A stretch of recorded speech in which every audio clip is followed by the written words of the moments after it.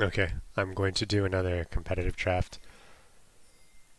I'm kind of out of gems and gold at this point, so this will be the last competitive draft I can do for a while, unless I win a lot. Um, I think I'll get the gold again soon. I'll build a quick draft. I don't know what's coming after Dominari, and I'm assuming it's going to be a different format, so I'll have a new format I can draft, I guess.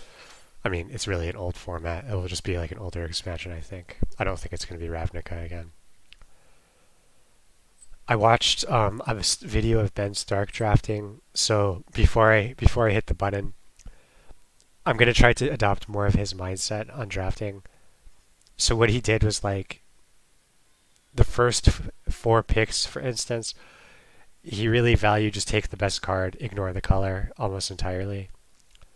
I think the last draft we did, if we had been a little bit more open about our color, instead of saying, okay, well, I guess we're Demir, we would have actually been able to take a bomb. Like, if I look back at that draft, there was a point where we passed up Izoni, which is like a bomb, but it was like hard Golgari. But I think at that point it would have actually been worth it to switch to Golgari. There was no indication that Demir was open. I kind of been taking for granted that I'm drafting with AIs, and I just assume they're not going to focus on a color, but Demir was completely cut out, and it really fucked us over. So, I'm going to be trying to, as best I can, do a better job of not limiting myself to one color early on, realizing that if I don't get bombs, I'm not gonna be able to win. And if I have to do that, like if I have to take a bunch of colors, I could always start prioritizing guild gates at the end, for instance. Just anything to make it so that I have something that actually wins me the game. Because that deck we did last time that went 0-2, it had no win conditions in it.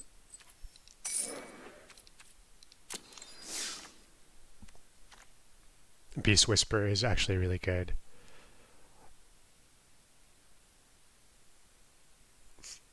Um, I think this is good. It's okay. This is good in like Is It Aggro, I think. I think this is like far and away the best one though. Basically like drawing a card, it looks kind of lackluster, but it's very strong. So I think that's just the best card, and we'll take that. Electromancer is quite good. It's just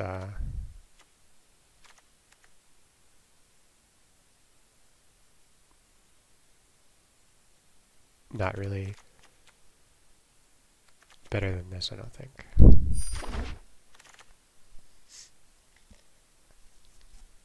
This is really, really good.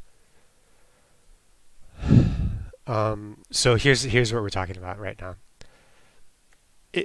Just because I took this as my first pick doesn't mean that I should take this over this. This is like a Selesnya card, a green-white card. And Selesnya is not very good in general. Whereas this is like one of the best Is It cards you can get. So, and really like if you compare these cards, this is just way better than this. I don't really think Plaguecrafter is that good, honestly. And nothing else in here is particular. This is okay, but this is a pretty clear take, I would say.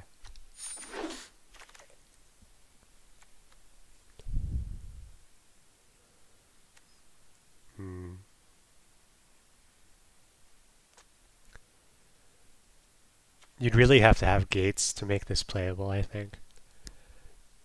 And like, I don't really want to have to take gates. Deadweight is really good. I think Hypothesis is looking like the best take here, though, because like I don't want to commit yet to Is It, but like Deadweight, as good as it is, we've got. I don't think it's much better than Hypothesis, and it's another color adding in. So Electromancer would be okay too, but I think Hypothesis is quite a bit better.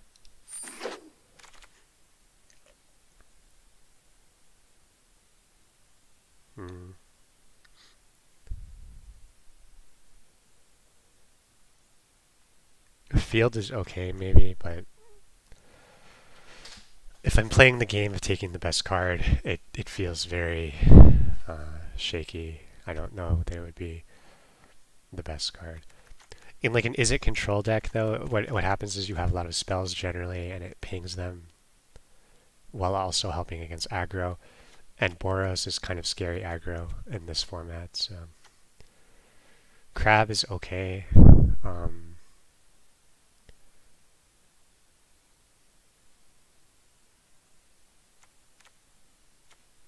I don't think there's nothing in like the colors that we don't already have that is tempting really.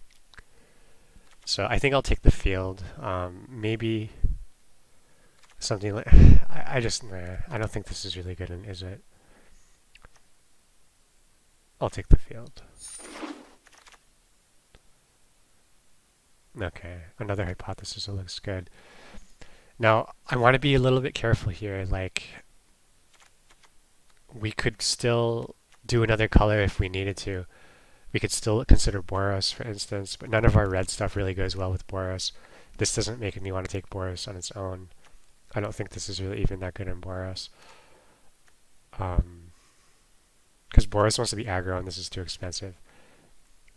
So, I mean, ignoring all the color considerations, I do think this is the best card in this choice, so I'll just take it. The fact that it's already in the color we're looking at is just a plus.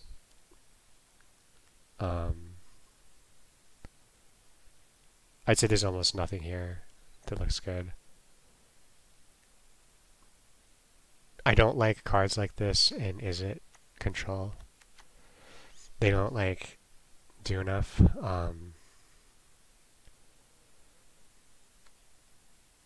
I think I'll take the Iron Shell. Like, we have potential green if we really needed to switch for some reason. Electromancer looks nice. The Guild Gate is quite tempting still, but like this is just really good in Is It Control. And now the Dragonauts you kind of could be more aggro with that if you needed to. We're not really committed either way yet. But I think this is the pickup here. My laptop keeps falling asleep for some reason. There's the chat's gone now. Oh, no one's in here, it's fine. I don't think that's very... I mean, this is an instant that would be good in aggro. I think I'll take the Guild Gate here, though. Like... yeah.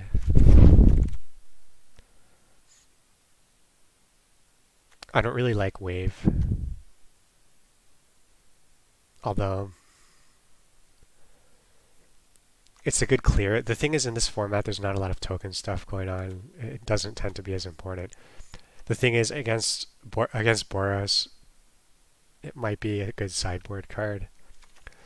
Generous Stray would be good if we end up doing green somehow. I think I'll take the Stray. I've just had this thing where, like, we end up with these decks with no win condition, and our sideboard is just totally useless garbage, and we don't have the flexibility to do something else. I want to keep... we have a good green shell here. If an incredible green bomb arose, we'd want to be able to play it, I think. The problem, though, is we're green, red, and blue. There is no green, blue, or green, red, really, so, you know, it's kind of shaky. I don't really think this is that good. So I'll take the Guild Gate, I guess, just in case, like... in case we end up wanting to go to Selesnya somehow. No copy is good with Beast Whisperer. We'll take that, I guess. Golgari Guild Gate might have been a consideration. I'll take the Crab for our Is It deck if we need it. Same with Mesmerist. Probably not playable, but... okay. Chemister's Insight is pretty solid, I think. This is quite a bomb, this card. It can just win you the game. It is pretty slow. It does require a build around, and we're already in pack 2, so a build around is feeling a little bit shaky at this point. There's another hypothesisal. I think that's better than Chemist's Insight.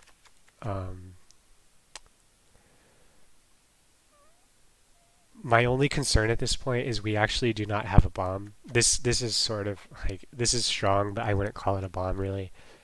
The Dragon Knots can function as a bomb sometimes, but you know, it requires some work to go with it. This goes well with the Dragon Knots. The only other thing I'm thinking of is like, if we did go Selesnya, this would really give us a reason to do so. And we have card draw. We would need some token generation somehow though, and we're pretty late in. We already have 2 hypothesisal. This is kind of a forking, you know, I kind of have to make my decision here, I feel like. Because if I don't, it's I'm mostly worried that if I stick with Izzet, I'm not going to like have what I need to make it a winning deck. But if I don't, like, a third hypothesis is good. It's very good. So I also haven't taken any other white stuff yet. There's not really a lot of token generation in this format. There is some, but it's not a lot. We could get like that Companions card. I forgot what it's called.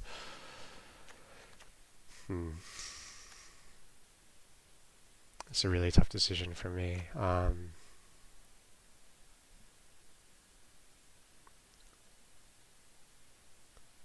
Man, I'm gonna hedge my bets. I don't know if that's the right call, but it's just such a strong card too. Well, there's Crackling Drake.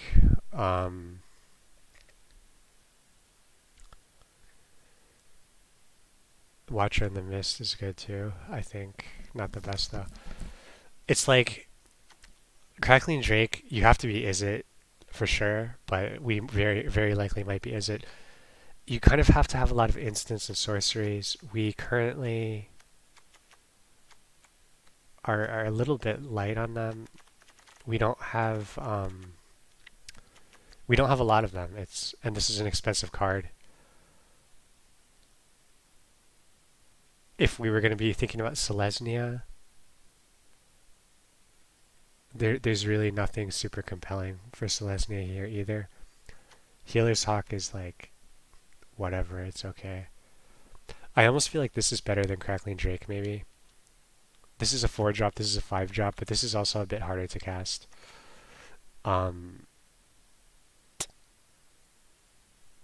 Yeah, it's like... So this would have to have 3 instants and sorceries in the graveyard to have the same powers. This does draw a card, though. I think that's probably the deciding factor, that this draws a card. This is really good for aggro. So this is also good. This is good too. Fuck, man. This is a good... Too bad we can't take everything. I think this is good enough as like a bomb. We're going to be more aggro if we do this, but we already do have Dragon Knots. We don't really have a lot of other aggro stuff going on, but this is good anyway. Like, even if you don't play aggro, this is still a good card, so I'm going to take that.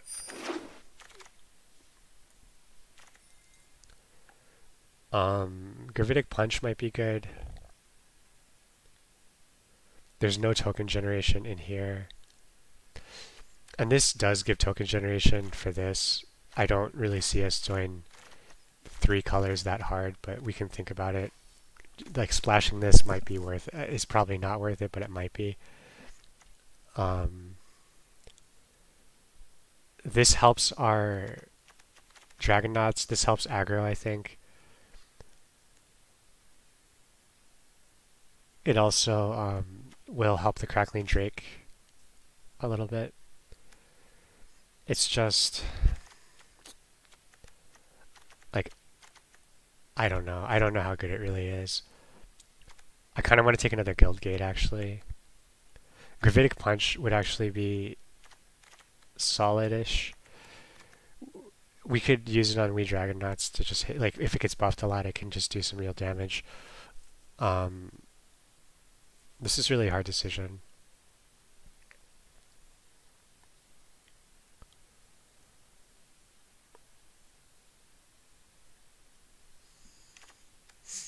I don't think we take the Guild Gate though. I think we've got to take a card that does something. I don't really know how to use this card very well. Like, yeah, I realize it buffs stuff, but I'm going to take this. I think we have to be a little bit more aggro. We don't have any real control type win conditions, so we have to kind of push more aggro at this point, I think. There's another, is it Guild Gate?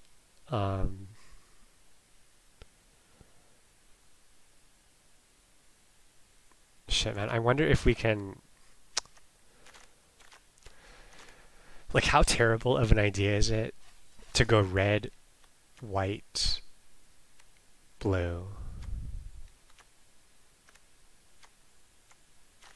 I think it would be just a blue splash. I guess we couldn't do the Drake if we just splashed blue, though. But that's probably okay. Because I'm thinking, like, we said we need to be more aggressive. The Boros cards will let us do that. I think my concern with that, though, is, like, if you're playing aggro and you have a bunch of colors, you're not going to get those cards on curve like you need them to be. This isn't that good of a card anyway. That's a really steep cost to buff it. 2/3 Mentor is pretty decent, though, but...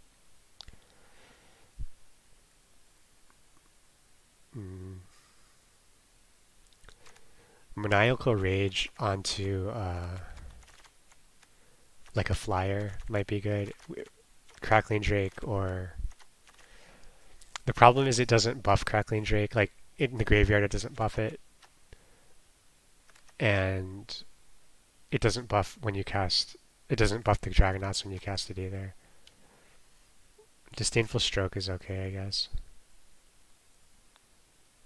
Let's do that.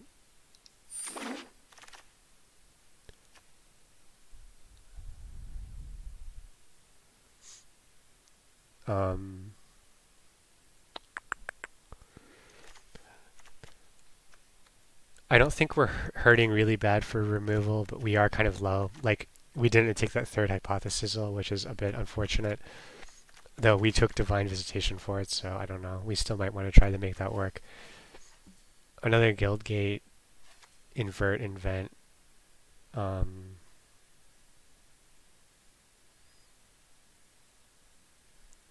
don't know. I'm not super stoked on that card. It's really good for Combat Trick, I guess, and it buffs stuff, and it goes into the graveyard as a instant sorcery.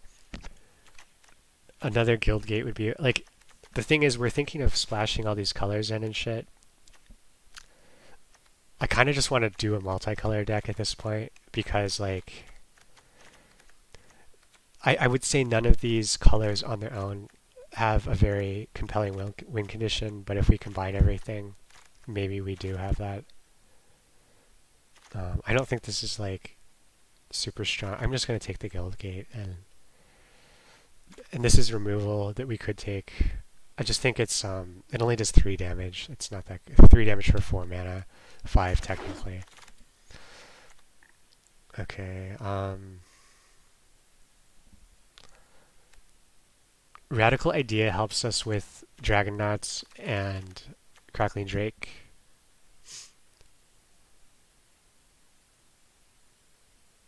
Color the Culprit is still too, like, situational, I think. This helps our aggro stuff a bit. We don't still really have the aggro curve that we would want to actually be real aggro.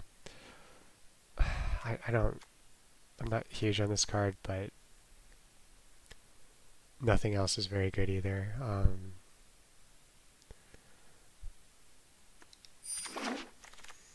Crater Maker is really good. We're probably going to take that. Ornery Goblin is also solid. I think the Crater Maker is just better though. So let's grab that.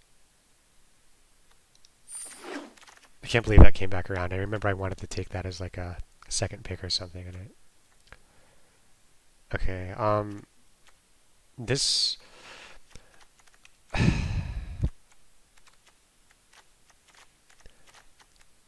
It's hard to say, like, do we actually want to splash in green? Let's, like, take out these shitty cards. The cards that don't really fit our deck. They're not necessarily shitty, but a lot of these don't fit our deck. I'm just trying to see, like, what we actually have.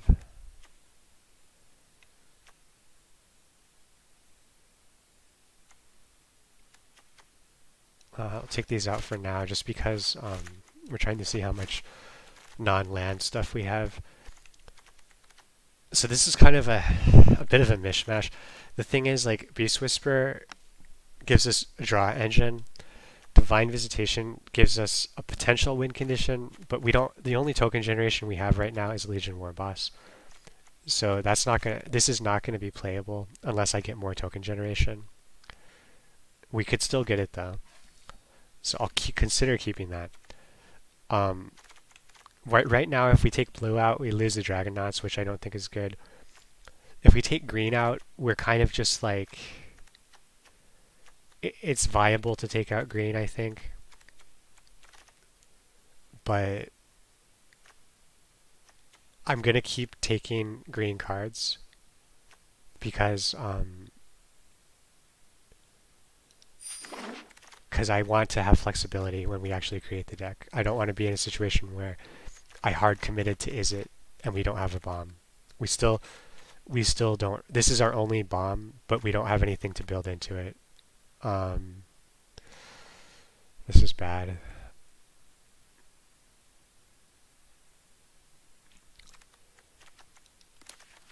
We do have like some gates available, but I don't think that's going to be a value play at this point. I guess I'll take Radical Idea. I don't think we're going to want to play that really, but okay. We cannot consider black at this point though. Like, even though this card is okay, I think it's just way too late to consider black. We're going to take this. I don't think it's great, but if we end up in a situation where we actually need, we have no creature that costs more than 4 mana right now, and that's not good. Gravitic Punch, I'm happy to see came back around. The Giant is playable, I think. Maniacal Rage is also not terrible. We have some cheap creatures we can play it on. I just always dislike enchantments like this because you're just giving your opponent the opportunity to 2-for-1 you. Whereas this though, like, we really have to be in white to make that work. Just splat. I mean, we have a Selesnya Guildgate that might cut it, you know. Let's take this. I don't really like Maniacal Rage. I've lost Maniacal Rage. Oh wow, this came back around. Okay. I've lost Maniacal Rage plenty of times, but it never feels that good when I use it. Okay, so here is our answer. Potentially, this is going to create 1/1 white soldier tokens. The problem, I think, with this card is I have to actually attack with it to create a token, and it's just a 2/2. So, like, how good is that really? Harpooner I actually like quite a bit. It's removal and a solid... It's an overstated minion for 2 mana, and it kills stuff when it comes in. Beam Splitter Mage is goodish, but I don't think we have the right cards to make it, like the right enchantments to make it work and stuff. Direct Current is very good, very tempting to take. I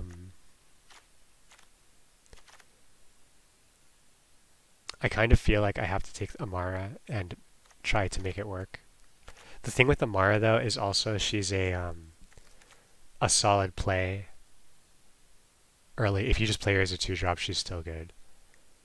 And if I have this out and attack with her, it's going to create a 4/4 White Angel with flying and vigilance. Luminous Bonds is also good, by the way. So we are a bit light on removal. We have double Hypothesizal. We have Invert as a combat trick, kind of shaky removal. Disdainful Stroke, shaky removal. Crater Maker, solid removal.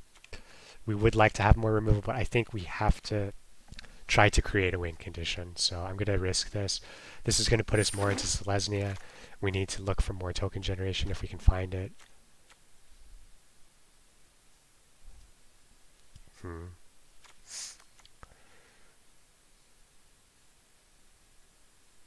No token generation here. We kind of want to avoid double blue cards at this point. Like even Crackling Drake is questionable, I think. Another Guild Gate is I don't know how much I want to have an Is It Guild Gate right now. Like it's better than nothing, right? But like we kind of, this will make it so that we have to play fewer mountains and islands. But I think like this is actually quite a good card. This can help us dig for Divine Visitation and some good creature like Beast Whisperer or something. So I guess I'm going to take this. Shieldmate is okay. Wow, Harpooner, another Beast Whisperer. Capture Sphere, really good too. Alright, I'm going to take the Harpooner for a few reasons here. First of all, there's a lot of flying in this format. Second of all, we actually do have a number of cheap creatures that are probably going to die and give him the buff. The main reason, though, is that it's removal plus a good early play. Capture Sphere is very good, but... And we don't actually have hard removal. We have Hypothesis, which does 4 damage. That's not killing stuff. This might come back around. I feel like green has been really open, but...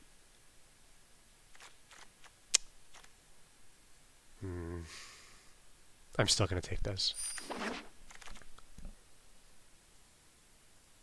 There's a Guild Gate. I like that. I wouldn't mind having another Generous Stray. I think we have 2 already. I think the Guild Gate is more important here. We have to try to get our mana base solid if we can. How many? We have a good amount of instant and sorcery now. Fire Urchin. The only issue now is like we don't really know what our primary win condition is. Like we just have this potentially is going to do something, but I'm really hesitant to even play it at this point because like we have 2 cards that generate tokens total. That's not really enough, I don't think. But in this case, like Generous Stray is, it goes so well with Beast Whisperer and stuff like that. But Fire Urchin can be really strong if you like pop off with it. I'm just going to take Generous Stray.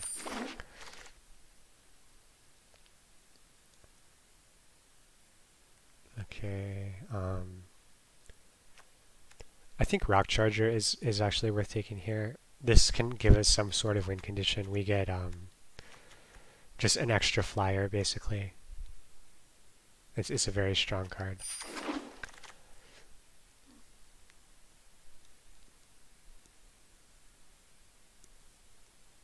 This is a solid-ish 2-drop.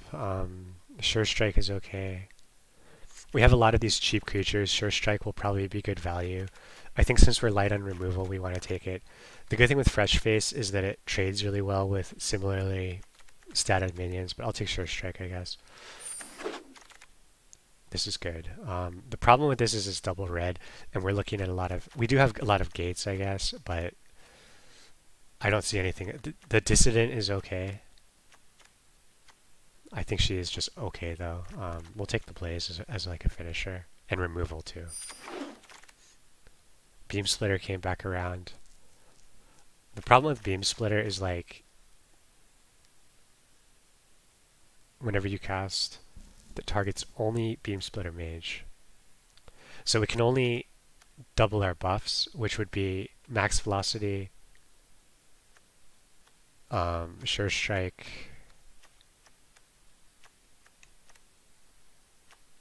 Gravitic Punch too though, right? Yeah. I'd say it's worth taking for that. We could Gravitic Punch on this and copy it. It can just push a lot of damage through, potentially. It's also a solid 2-drop, in any case. We'll take the Guild Gate. I think we probably have enough creatures that we don't need this. We're going to be playing a lot of gates to avoid running into issues where we can't play our spells.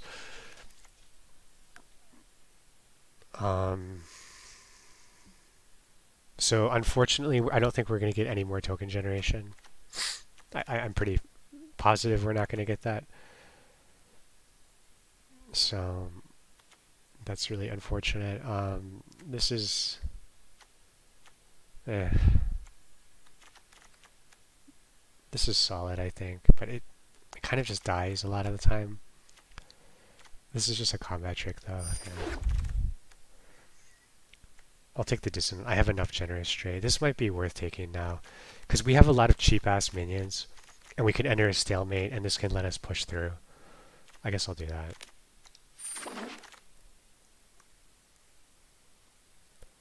Kind of same deal with this, although this is just so understated. I don't feel like this is good. Yeah, you can Convoke it, but it's still just a 2/4.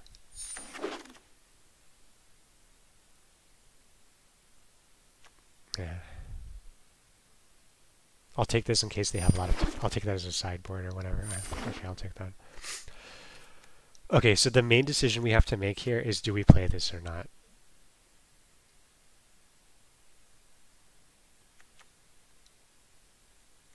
It's oftentimes just going to be a totally dead card. However, if we play... We just drop it down and we get Legion Warboss, it's going to pretty much win the game. And what's her name? Amara.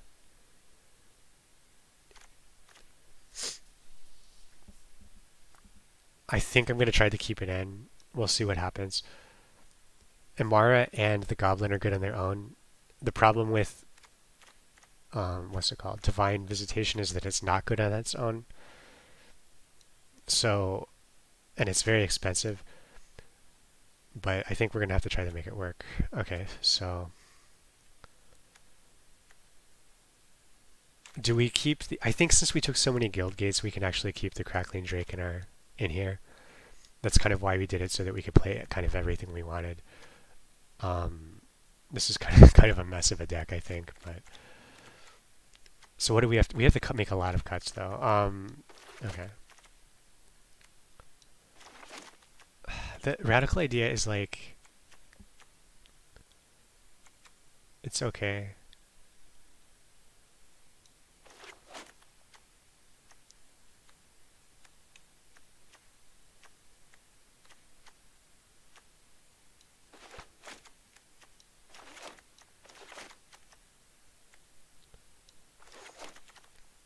I think we have to cut more of these low impact cards.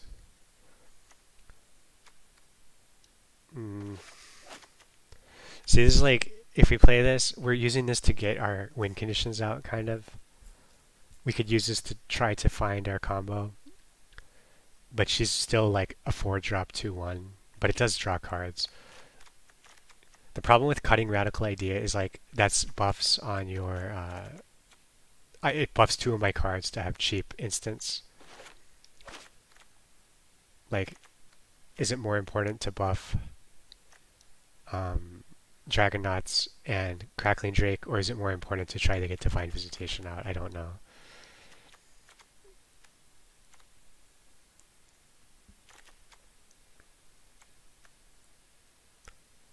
Like, would I rather have this, or would I just rather have a radical idea? Probably this is like more impactful. I have enough card draw engine, I think, to cut out all the radical ideas.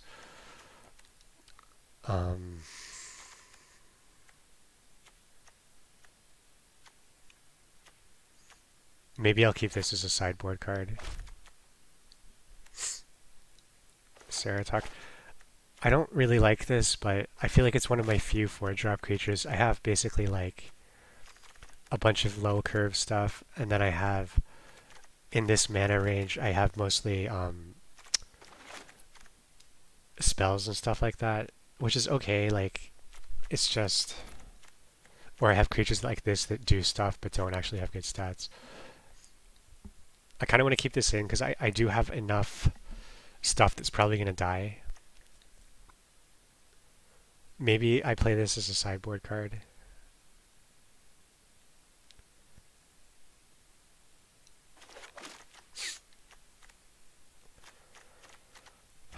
This is tricky. Disdainful Stroke. I don't know that it fits the deck that well. Like, once we have enough stuff out, it would be nice to have this in the hand and save the mana for it. But when we want to be curving out minions and stuff and just playing as many minions as we can, it doesn't do a whole lot. I'll just take it out and see what happens. We need to cut like, I don't know how many, 10, 13, 14, 15. Oh, 16, 17, okay. So this isn't amazing, but I like it. It's really good. Like, it has good synergy with a lot of the stuff we've taken. Maybe this works with Gravitic Punch and gives us a bit of an extra win condition. I think I have to keep that. It also reduces the cost of a lot of stuff and just accumulates value over time. I think I'll cut the Saratok. Street Riot is a sideboard card. Okay, so we're down to 40. Is there anything I cut that I actually want in? I think it's fine. Oh, the guild gates. Oh, well, this is just like suggestion. So we take.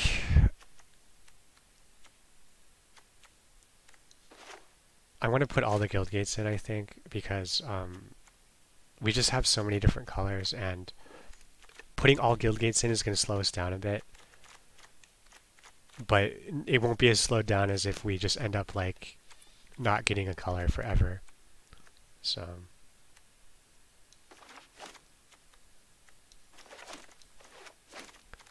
okay, so this is 3, 4, 5, 6, 7, 8, 9, 10, 11, 12, 13, 14, 15, 16, 17. Is that right? 4, 9, 12, 13, 14, 15, 16, 17. Okay, that's 17.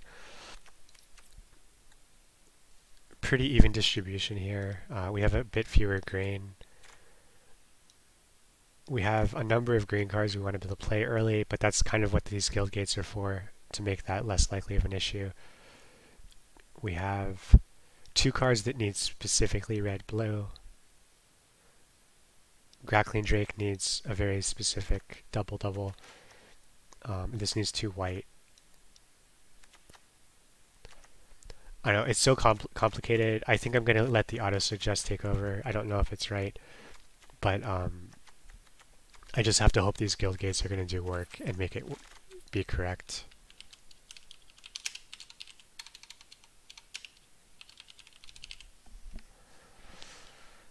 Yeah, I don't know if this is a good deck. Let's see.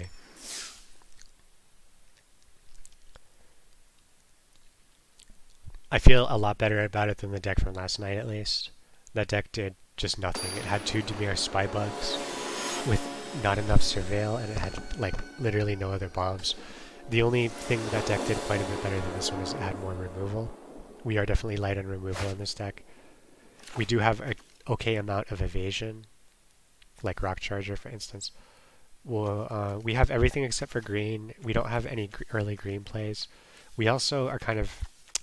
I think we just keep this, though. I think it's a little bit risky to mulligan here. I think we'll be able to play this on three if we just draw one more land. It's not like the best card to play on turn 3 with nothing else, but if we draw into any of our 2-drops, we'll be able to give it flying and start hitting him.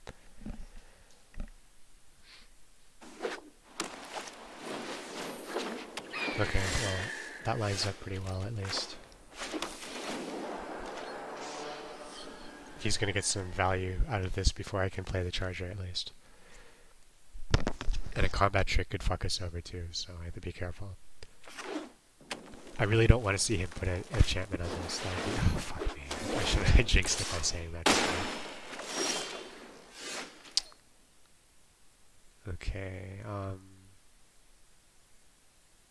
not much I can do here.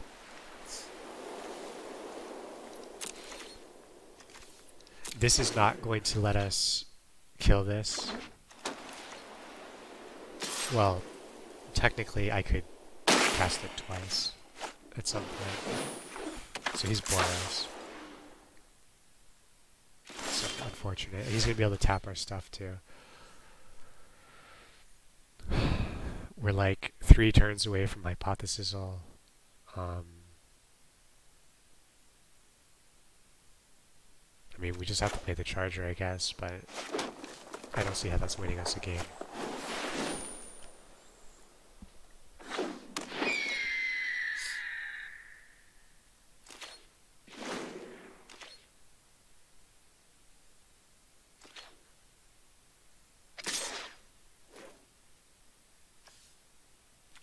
Like, I don't think I win by jump blocking here, but it doesn't feel good.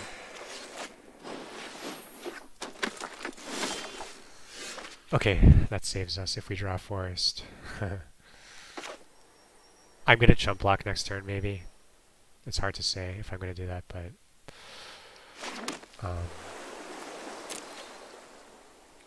I think I need to, or I just die. Because, like... Unfortunately, this will just trade with the Healer's Hawk. It's really not great.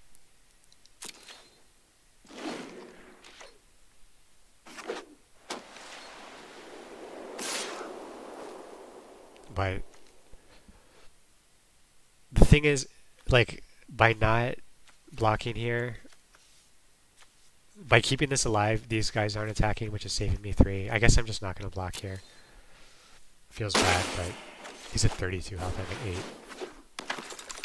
8. Not what you want to see. Okay, there's our forest. So we can kill the Healer's Hawk now.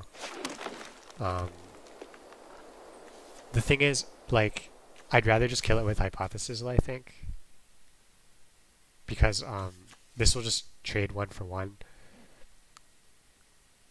And I won't be able to play anything else this turn anyway. I guess I could max velocity or something, but I just need to do this, I think.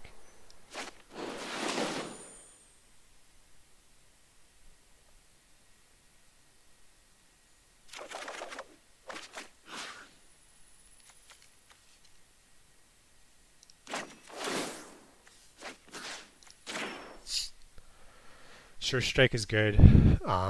It's gonna potentially. Oh, what? Fuck me, dude. Yeah, that sucks. I think I'm just dead.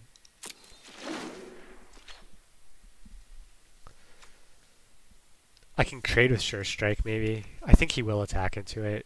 Oh, I'm tapped out. Never mind, I can't do that. Yeah, this sucks. This sucks. So if I don't chump block, I die. I might as well chump block the bigger damage, right? And the Harpooner can kill this, but I don't see how I win.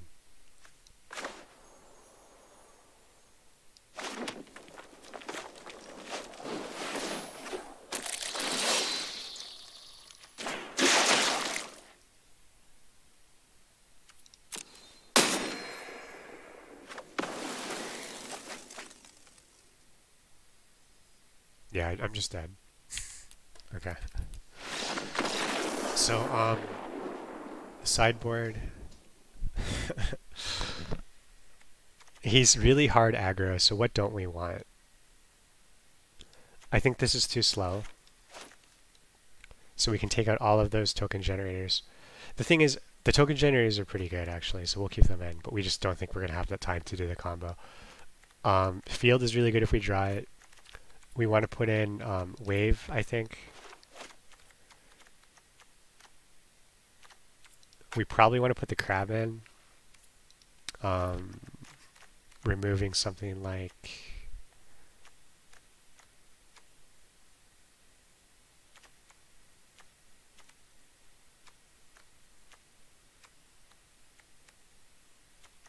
This doesn't really do much. I just don't think this does enough. The mana base felt kind of like you can't adjust it too much, or you just will never. Like we needed the green and we didn't get it. But I don't really think we can adjust too much.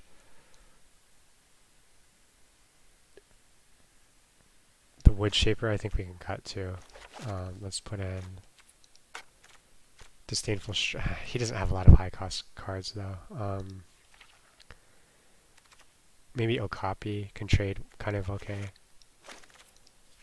This would be a good at the end of the game. I don't know, that's too slow, I think.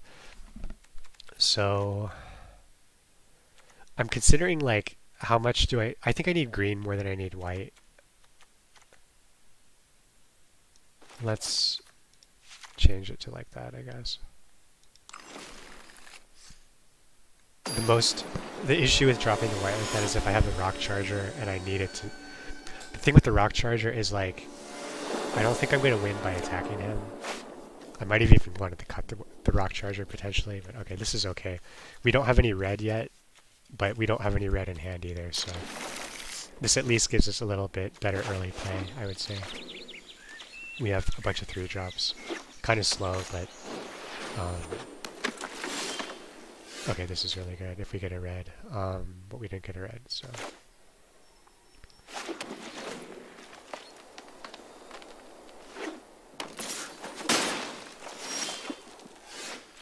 That's good. So now if he plays like a Healer's Hawk, we can just take it out straight away. This is tricky. I think we want to put the most power on the board, especially because it has Vigilance on it. We can attack with it and still block. Especially if he doesn't have any good blocks up. Flying and haste, cool. Okay, well that's a good target here. So this is going to kill it clean. He doesn't have any combat tricks available. Unfortunately, we're going to kill our Harpooner to do that. What else would we do though? We don't have a mountain for Crater Maker. I don't think I can risk him buffing this. I think I just have to Harpoon it right now. Maybe I attack and see if he's willing to trade. Would I want him to trade though?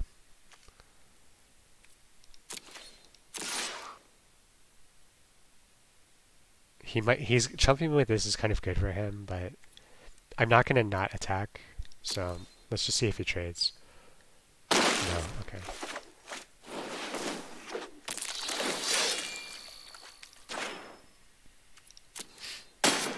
It's too bad I had to do it as like that, but if you just look at that as a removal spell, I think that was worth doing. 2 mana, kill the creature, fine. This is great. No, I need to draw red mana though. We're getting in a situation where it's getting bad that I don't have red mana. This is good. I think I'm going to play this though because I want to get the red mana. I'm going to attack. I think he should block. He wants to get these lifelink tokens out. It doesn't make sense not to. Can I do no damage to them? Does that work?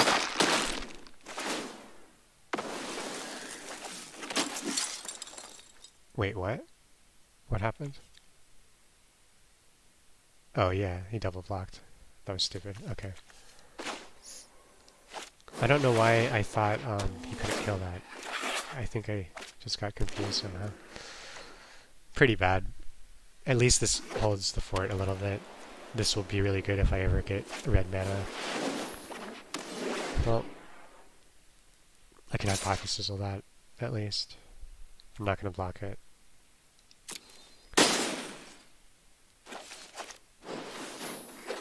lot of witnesses. There's our red mana, but it's a guild gate. Fine. Maybe I should have played the Stray first. Because if I had drawn a mountain, I could have played it. I'm going to start chump blocking though. I don't want to take more damage. We're going to be able to stabilize, potentially. We can play both of these too. Or his hypothesis is just better. Probably. I want to take this off the board. He might have a way to save it though. If he does, I can actually play the Crater Maker and kill it still. Not very good, but we're still drawing cards.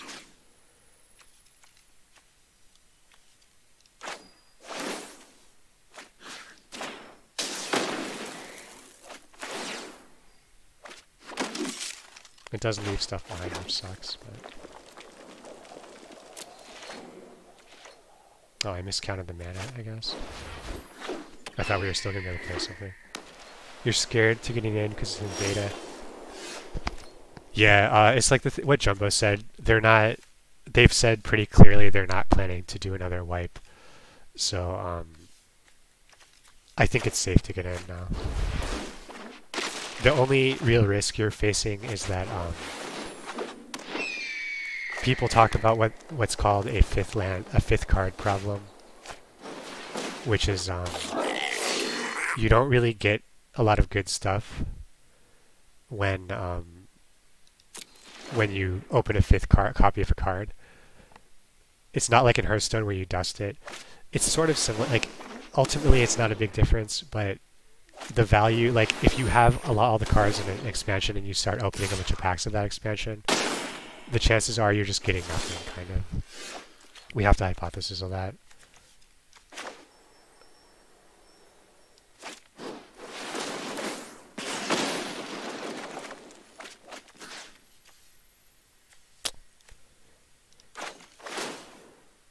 Inescapable Blaze is a better card. Gravitic Punch is nice, but we don't really want to be doing that. Do I use the... I don't want to use the ability on that, I'm just going to attack. The cool thing with the Goblin is, like, you can sack it after it's blocked or been blocked or whatever. Sure.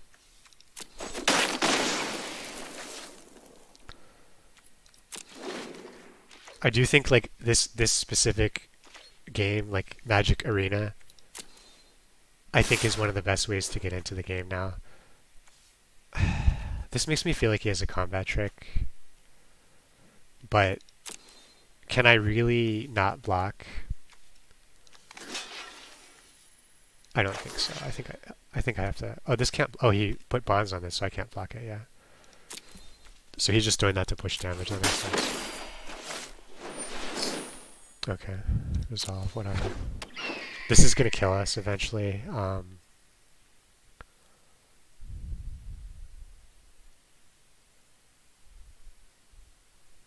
So like, the cost, like this cost 2 forest and then 2 of any other mana. So it is a total of 4 mana, but 2 of that mana has to be forest.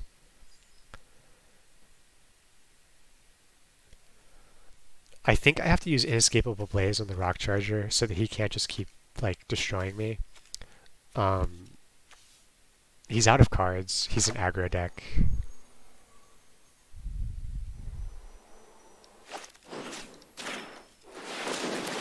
Because I'm pretty low.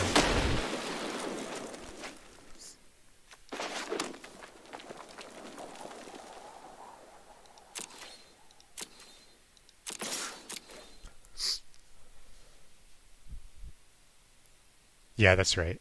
So 5 with fire means 6 total. Yeah, sorry, I would have explained that earlier. I didn't realize it's not exactly self-explanatory, is it?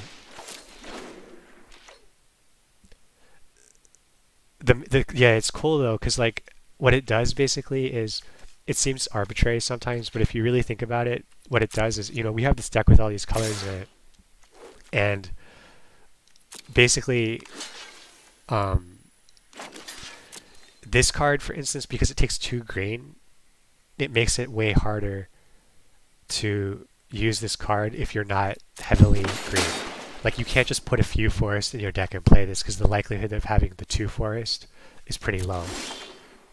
This is perfect. Perfect. I think he's going to surrender when I play this card.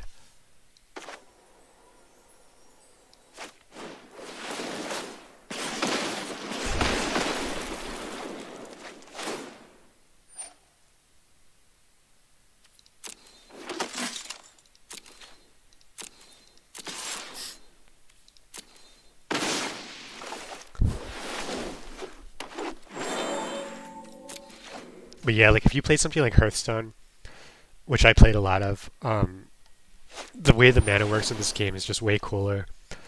The only downside I would say, oh, this is annoying, he's going to keep healing himself now. I can, what can I do?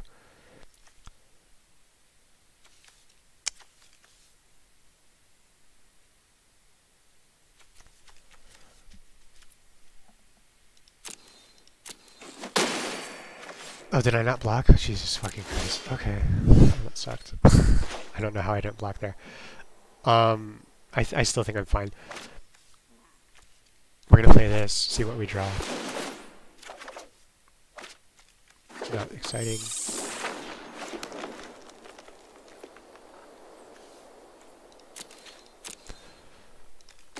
We're just not gonna attack with this because almost, I think it's like really important to kill this. I'm just not going to attack because we could die to like a well, the dual land cards always have a downside to them. Yeah.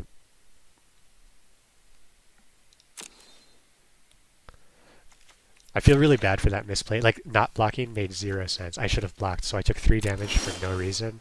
If he has something like Inescapable Blaze, I'm fucked. Well, he didn't attack. That's good. This is going to become a bomb. We can Gravitic Punch on it, too.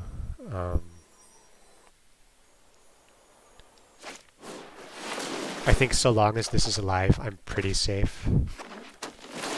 Pretty safe.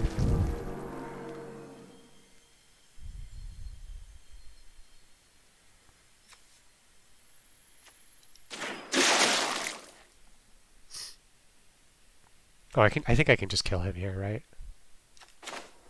This is going to do 6, 12, 13, 14, 15. No, I can't kill him yet. Okay, so... Do I just use this, though? I think I do. Just to get the mana down on it.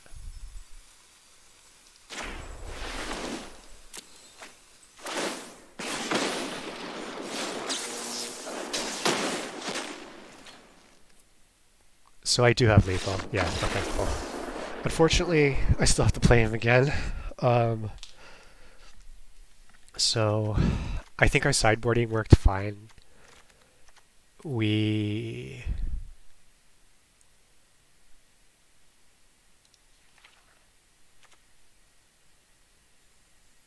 Maybe invert would be good, but I don't know what I would take out. Like, most of the stuff we had was pretty good, so let's just keep it. It worked. Let's keep it.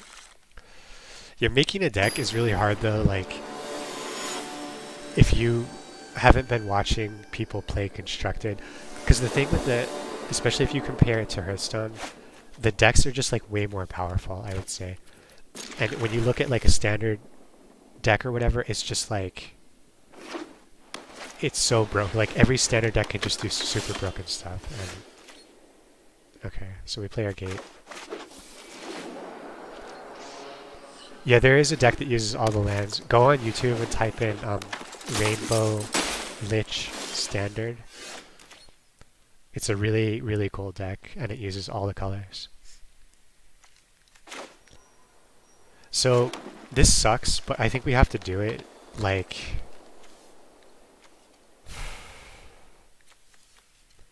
No, because it's just going to get mentored anyway. So let's hold off and use the buff on the Dragonauts.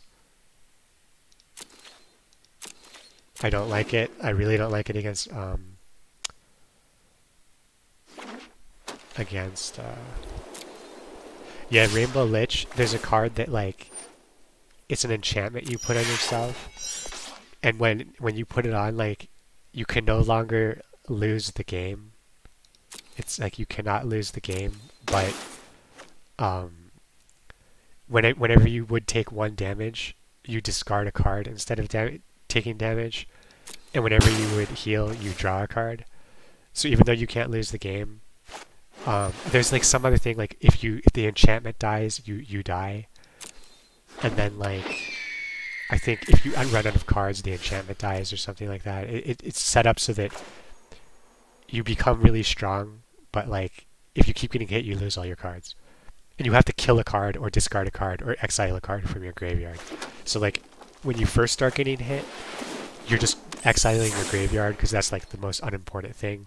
Then you have to start like discarding or killing your lands and stuff like that. It's really cool. Do I chump this? 4, 5 damage. He'll take me down to 10. I expect he has a combat trick though. I don't think I can risk. Oh, yes. You know what?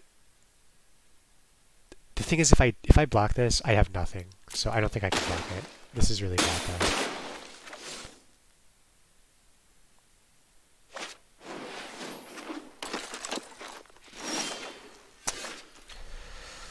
The problem here is like, well, I can play the beetle and buff the dragon knots. And I can use Sure Strike as a combat trick to kill his biggest threat on the next attack. I cannot attack myself.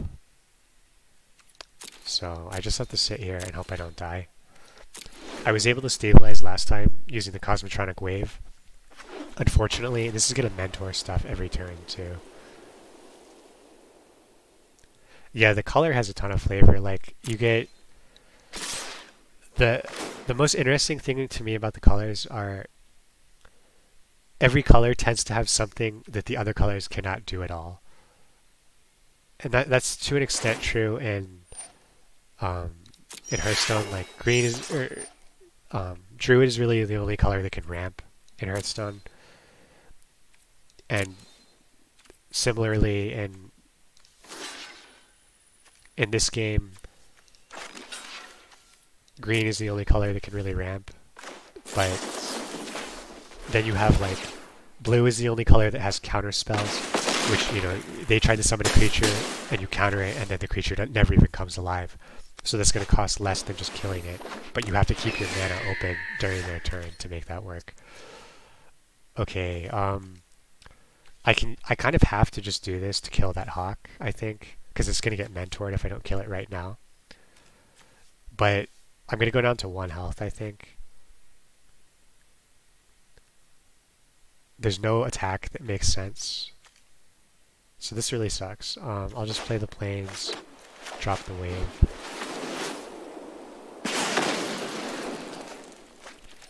Yeah, like as much as I'd like to attack here, I'm dead if I can't block, so I can't attack.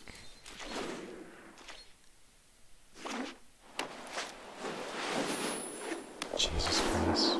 Well, he had the perfect answer, I'm dead. White is, it's kind of harder. White is kind of weird. I feel like they tend to have more healing. They have probably the best enchantments, I guess. Like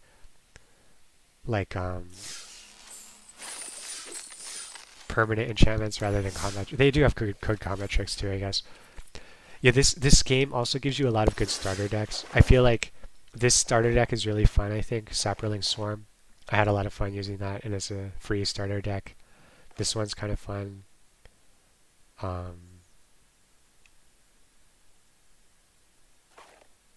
Those are the most fun ones, I guess. Well, do I play another one? My kid is taking a nap. He fell asleep at like 1. No, he fell asleep kind of long ago, didn't he? I don't think I can do another one right now. That took really long, and I don't want him to wake up in the middle of a match. It sucks that I lost that one. I think like I don't really have good answers against aggro. The creatures I have like are kind of a little bit too slow. I needed more like 2-drops, I guess, because I have Crater Maker, Beetle, Harpooner. I do have a lot of 2-drops actually. It's just they're not really like this is a 1/1 2-drop. They all have like a lot of card text. Yeah, and like the quests are pretty generous too. You just kind of play, like, cast 20 creature spells. Every deck is going to do that, and you get 500 gold. It's like not a ton, but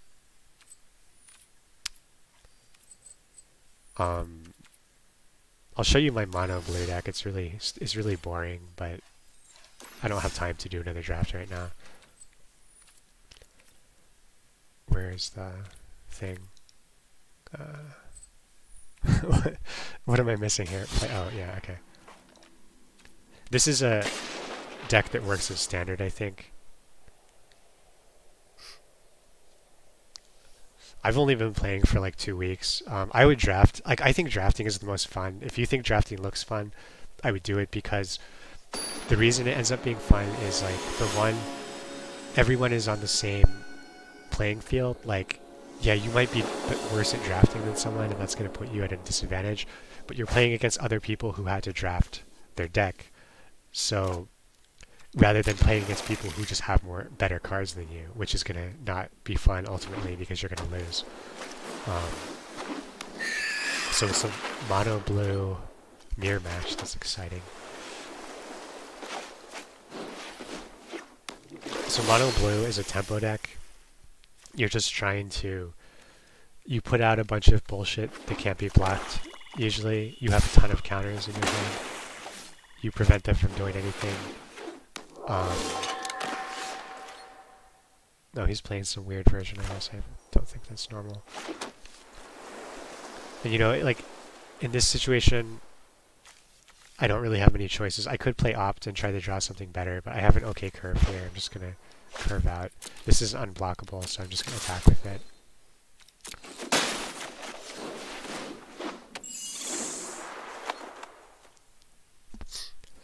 The only thing is, if you don't have fun doing draft, it's probably not worth it. But I think it's the main reason I play. I'm very interested to try playing standard when I get a deck that I really like. But okay, he's not one. Okay, so he has murder in hand. So if I play Tempest Djinn, he's just gonna murder it. So I'm not gonna play it. I want to try to get enough mana for Wizard's Retort, I guess. Then again, if I don't play Tempest Djinn, I guess I'm just gonna draw cards. We can jump here.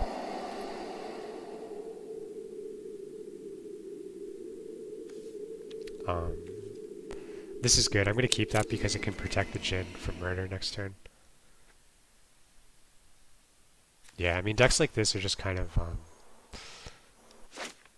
you know, they tend to just, you just curve out.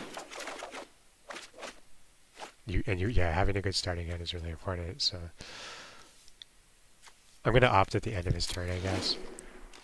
Just so he thinks, and this is like a cool thing in Magic you don't get in Hearthstone is, you know, I could have just done it there, but if I leave one man open, he's thinking, oh, he might have some kind of counter thing. I have to be a little bit careful. Whereas if I tap all my mana, he's like, okay, he can't do anything. So it's usually to your advantage to leave your mana open as long as you can.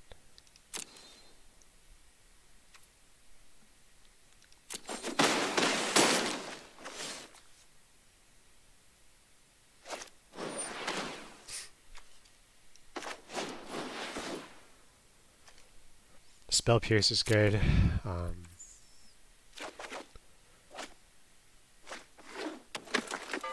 We want to draw probably a land next turn. I think we're kind of dead, honestly. He's just throwing minions down, or creatures down left and right, and I'm not doing much of anything. So we're not going to attack. I think I have to start chump blocking next turn. I'm just going to protect my genie.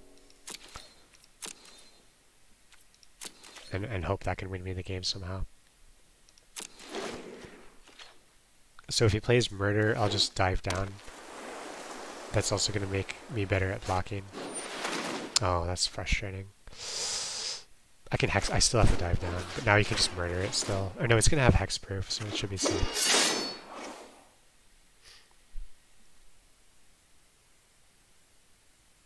Oh shit. Yeah, it's one of my, like, I watched the tournament in Leela. I watched like the finals, the semifinals and finals. And like in each of the matches, it was pretty much decided by like a bad starting hand. Like one guy mulliganed down to like 4 cards and he just never got land. And he just like, okay, I lose then. Which is kind of like sad, I guess. I don't know. This is a kind of shit position for me. I just attack, I think, with the genie.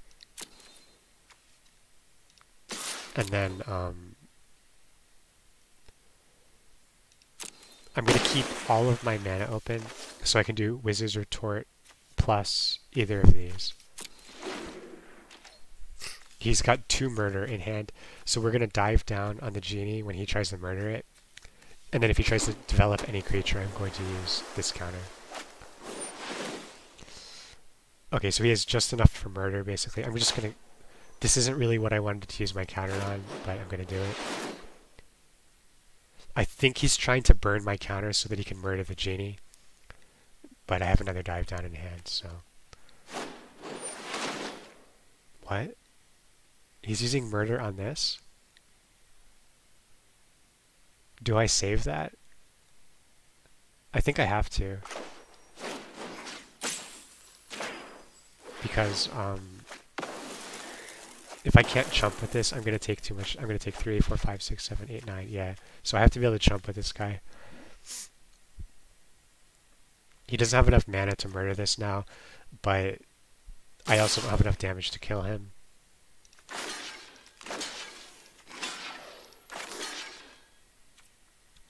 Oh, I didn't notice there were 2 of these. I think I'm dead anyway. I think I'm down to 1 health. No, 0. Okay. I'll just do one more. I'll show you the Saproling deck, the starter deck. I think it's fun. It's it has some cool, it has like good cards in it. And it's fun to play.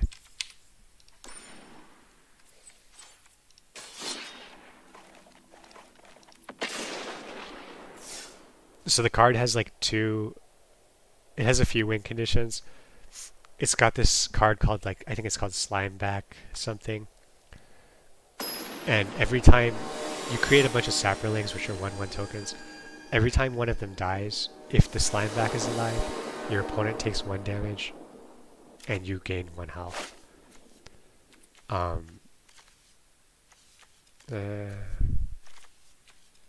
going to mulligan this because I don't have a playable card right now. This is another win condition. This is not much better, but I'm going to keep it. I can at least... Okay, I'll keep that on top. Yeah, it takes quite a while to learn all the cards. Like, I've been playing for a few weeks, and I'm only really starting to get a grasp on it now. Drafting helps because you learn the cards in little chunks. Like, you learn 1 expansion at a time instead of having... Where in Standard, like in this deck, you have cards from all these different expansions, and it can get kind of overwhelming sometimes. That doesn't scare me.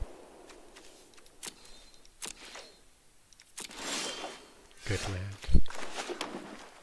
So like a bunch of cards in this deck create these Saprolings, and then you have some payout cards that convert them into advantage. You get the Slimeback guy I told you about. There's also this Archer you put down. It has reach, and then anytime any creature dies, it doesn't have to be a Saproling. Even any of their creatures, your opponent takes 1 damage. I think this is better. I want to go around his wall as much as I can. So this is just going to allow me to go around the wall also. If I need to, I could just sack a sapperling and kill this. Oh no, it's hexproof now, never mind. I don't know why you would hexproof a wall. It doesn't seem worth it to me. Oh, he's just gonna all in on this card then. It's a defender though, so he can't even attack me with it. But it's hexproof, so I can't like really do anything. I'm trying to think if it's worth attacking now. I don't think so. Because every time I attack, I'm going to lose a thing. Yeah, I'll get some damage through, but not ideal. This is another potential payoff for the sapperlings. I could eat a bunch of these and attack. I could eat it up till it has enough damage to kill this and then just attack. What the fuck is this deck doing?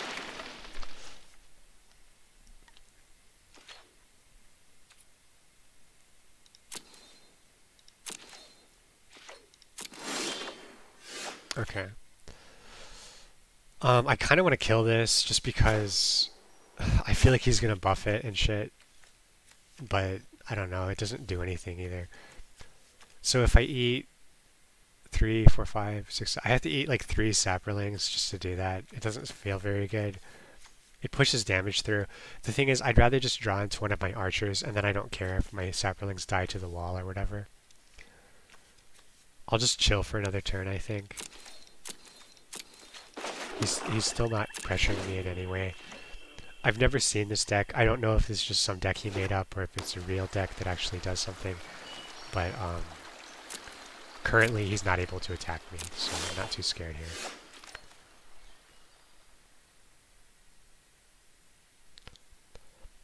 I feel like if I sack the sapperlings for one attack, it's going to... I'll regret it if I draw into something later. But let's do it. Let's just do it.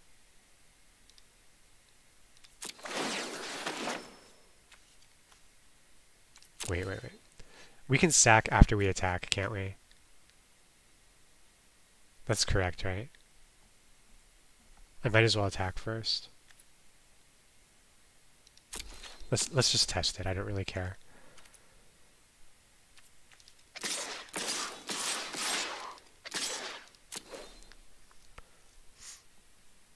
Perhaps I'm wrong. Okay. So that was his game plan. Let's go ahead and use this now. Oh, I always mistarget that. Because these are going to die anyway. We might as well get value from them. We can't target that because it has hexproof, so these tokens are just dead.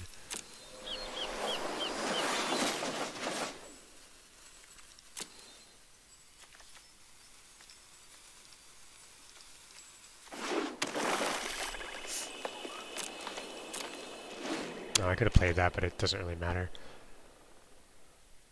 So he has settled the wreckage as he makes a bunch of walls, then he waits for me to attack, and sends them back. I still don't quite get it. Okay, there's our payoff. We no longer have any sapperlings, unfortunately. Playing this now just kind of exposes it to removal.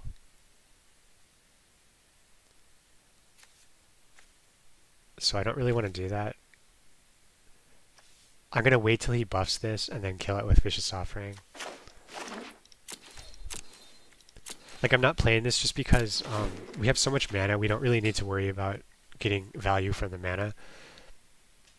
And no, I think he's asking if it's like, you know how like this card is an elf archer. He's asking is it the same way, the same type of classification? I'm not actually sure though.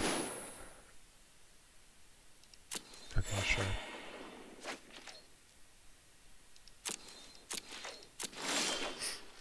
Fungal infection, I mean...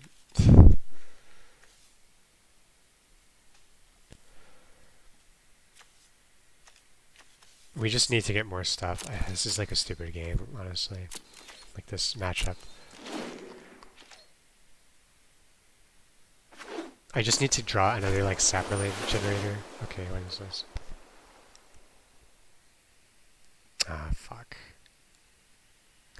So now this thing can actually attack me. I can just hit Vicious Offering on this though, so that should be fine.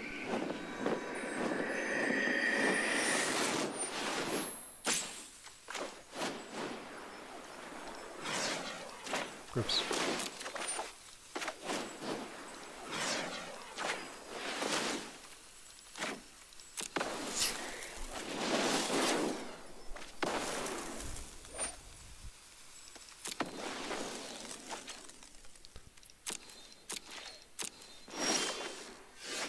Alright, this isn't really what I want, but at this point I'm going to play the Archer just to start getting some value going. The shitty thing is if he kills the Archer, of course it's really bad.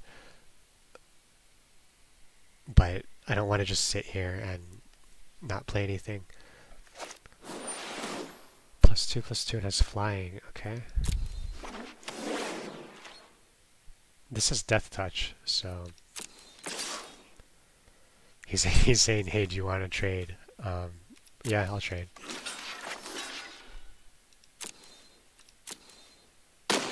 Like, I'm not thrilled about that trade, but I'll take it. He doesn't have anything else going on. He's out of cards, but so am I. There we go. Too bad I don't have the Archer anymore.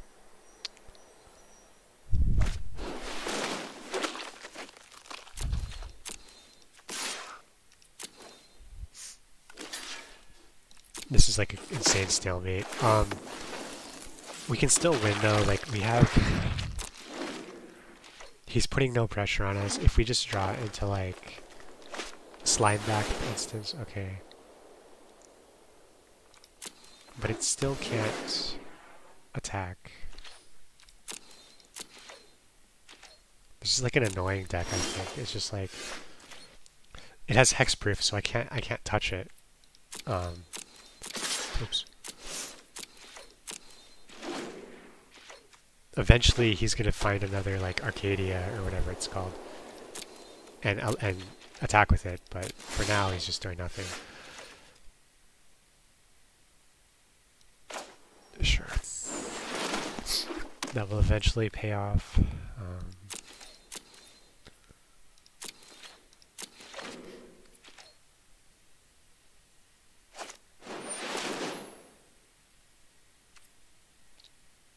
Vicious Offering.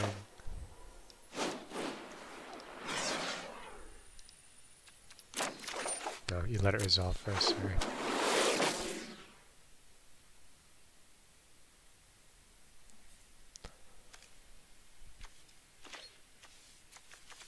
This doesn't have hexproof though, it just gives every other stuff hexproof, right?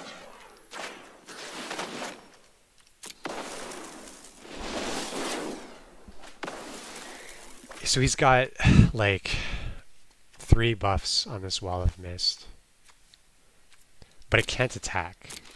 Like, it's really strong, but it can't attack me. So I'm just kind of sitting here, waiting to draw like something that's gonna convert my saplings to an advantage. But yeah.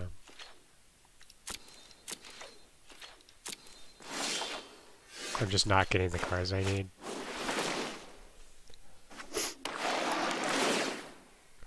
If I got a wide enough board, I could just kind of attack.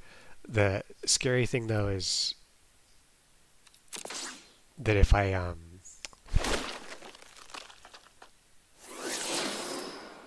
keeping Whisper, I'm going to get back my Poison Tip Archer.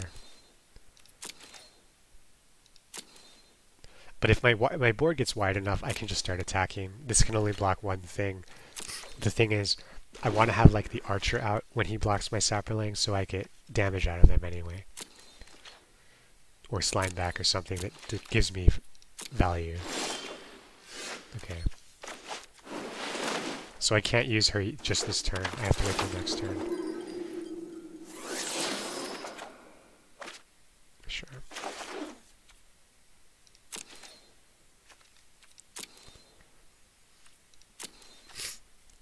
So next turn, I'm going to sack my Saprolings to get the Archer back. and then just attack, I think. I'll sack him.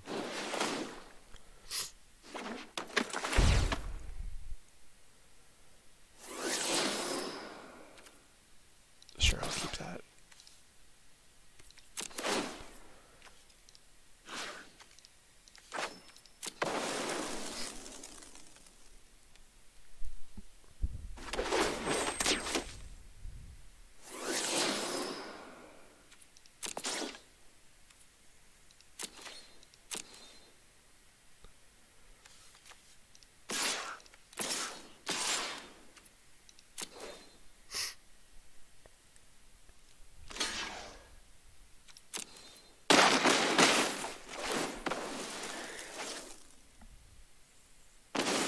I'm kind of assuming I'm going to be able to draw more Saproling generation soon. I can just keep using... Whisper is not really good value at this point because I don't have any bombs in the graveyard anymore. So I don't really want to use her to res anything. Oh my god, come on.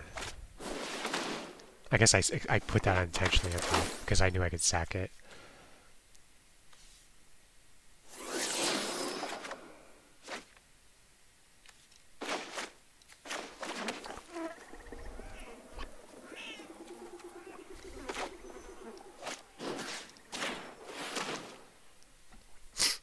I'm just going to do this to pull out a shepherd, I guess. It's fine, I guess.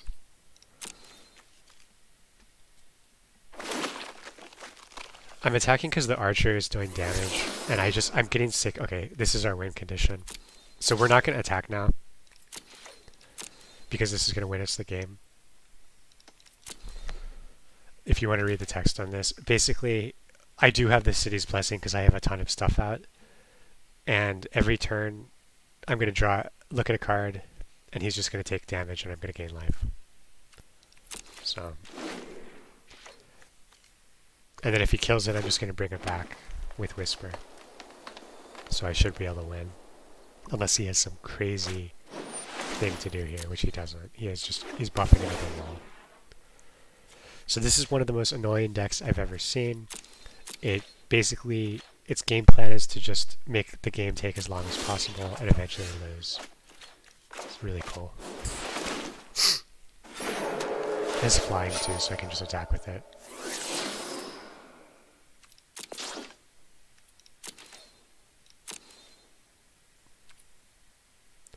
We will attack with the dissenters because they're just going to give me a token. Like, why not? Give me a token, do some damage.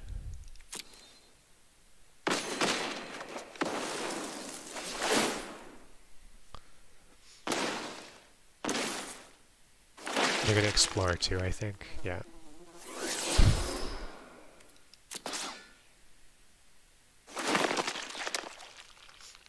But you can see this is a pretty cool starter deck. It has a lot of cool win conditions in it. You get to do a lot of fun stuff. This opponent's deck made it not very fun, but you do see, like, eventually when this thing starts going off, it's fun. This is a fun card to use too. The archer is cool. I can't believe he hasn't just conceded. Okay, so here's what it does. If it draws, it's going to draw Saproling Migration. It's going to do 2 damage to him and heal me. The exploration is actually... What I want to do now is... he should surrender when he sees this. So when it explores, I want to put a really expensive card on the top of my deck. If I didn't attack with the dissenters, they'd be sack targets that give you a token when you sack them. Yeah, they would. And I think 4 is good enough. Like, I could have sacked them using Whisper. So, actually, like, instead of attacking with them, maybe I should just use Whisper to kill them. Hitting him did nothing, so... I guess that would have made more sense, right?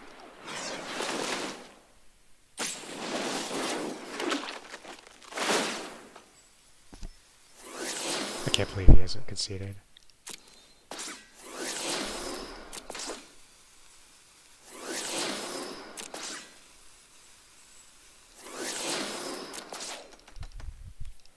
Maybe I just attack here.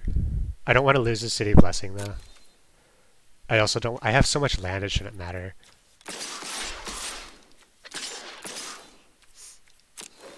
Just attack with some shit. He won't be able to block all of it. The archer will hit him for some damage.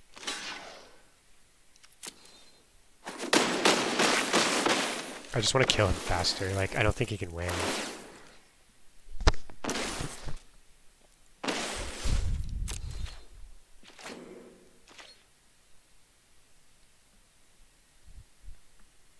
You know what I should, maybe when I'm exploring, I should just dig better for slime back or something. Cool, so this thing has lifelink now, but it still can't attack. So I'm just not going to attack anymore. 4 to him, heal me for 4. Land draw. We'll slam the Omnivore down, I guess. We can't attack because every time everything he blocks is going to do... Well, we could attack. If we attack with everything, doesn't he just die? Everything except like our super 8, 9, 10, 11, 12. But these are all 2/2s, aren't they? Yeah, just attack with everything. Fuck it. Maybe he has Settle the Wreckage in hand. No, we can't risk he has Settle the Wreckage. That's too annoying. Almost as annoying as having to keep playing this match. Because if he has Settle the Wreckage, and he just kills all the Saprolings, which is just shit. There's another Archer. That will accelerate his death, hopefully.